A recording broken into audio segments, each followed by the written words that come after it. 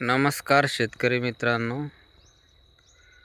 सर्व शेतकऱ्यांच्या आग्रहास्तव आपण हा व्हिडिओ बनवत आहोत। बऱ्याच शेतकऱ्यांचं म्हणणं होतं की सविस्तर व्हिडिओ बनवा।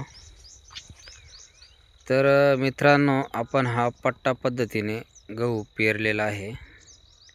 या दोन्ही पट्टीमध्ये जे अंतर आहे हे 2 फूट ठेवलेले आहे आणि 1 फुटामध्ये 2 तास शेजारी घेतलेले आहे।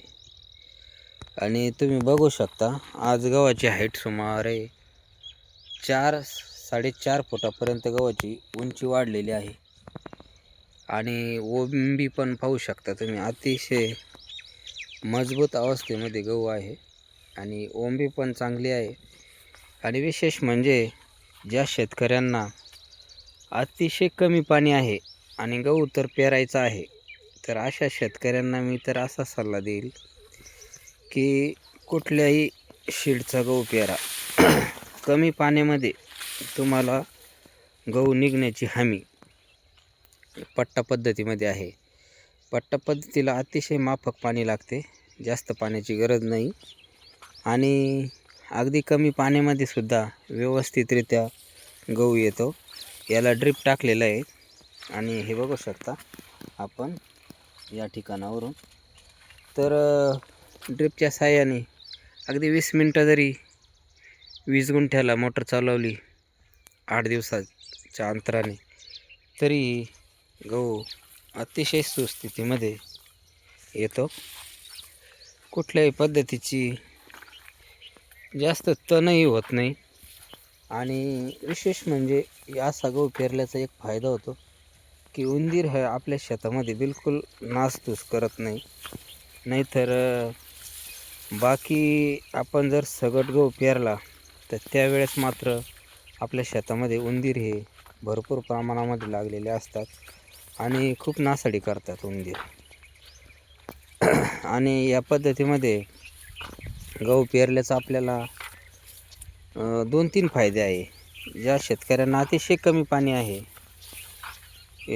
किंवा त्यांचे फक्त पाटपाण्याने जर भिजवलं रान तर 2 पाणी दिले जातील, अशा पद्धतीचंच पाणी आहे, तर अशा शेतकऱ्यांना माझा एक सल्ला आहे की आपण ड्रिपच्या साहाय्याने पट्टा पद्धतीने जर गहू पेरला तर अतिशय चांगल्या पद्धतीने गहू येतो। आणि विशेष म्हणजे बऱ्याच शेतकऱ्यांचं म्हणणं होतं, याचा उतारा चांगला येतो का, चांगला झडतीला बसतो का?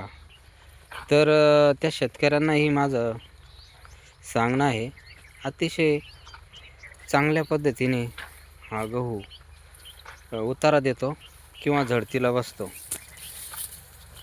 मी गेले 3 वर्षापासून अशाच पद्धतीने गहू पेरतो आणि गव्हाचे दाणे देखील एकसारखे असतात। विशेष म्हणजे असा गहू पेरल्यामुळं आपल्या शेतीचा जास्त कसंही ओढलं जात नाही। सुस्थितीमध्ये तुम्ही बघू शकता, आता फक्त 2 वेळेस पाणी देण्याची गरज आहे या गव्हाला। चांगल्या पद्धतीने त्याच्यामध्ये आता तुम्हाला मी दाणे काढून दाखवतो एखाद्या ठिकाणी। तर हे बघा, आता ही ओंबी आहे, आपण ह्या ओंबीचा तुम्हाला दाणे काढून दाखवतो मी।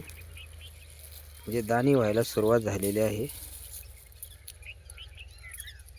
व्हिडिओ बनवायला मी स्वतःच आहे, त्यामुळे कदाचित आपल्याला ते व्यवस्थित दिसणार नाही। हे बघा,